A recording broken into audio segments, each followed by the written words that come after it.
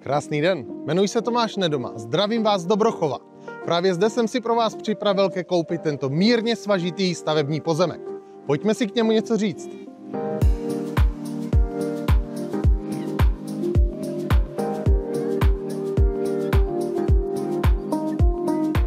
Na této parcele o výměře 969 metrů čtverečních s uliční šíří necelých 22 metrů a hloubkou přibližně 44 metrů je dle územního plánu možno postavit jednopatrový rodinný dům s obytným podkrovím.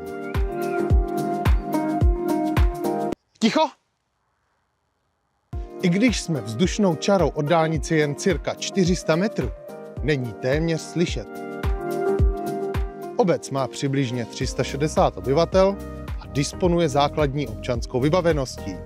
Pro zbytek služeb můžete navštívit 10 minut vzdálený Vyškov nebo Prostějov. A do Brna se po dálnici dostanete za necelou půl hodinku.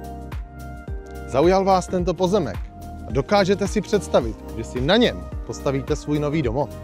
Zavolejte mi a sjednejte si termín prohlídky. Váš osobní realitní partner Tomáš Nedoma, Remax Deluxe.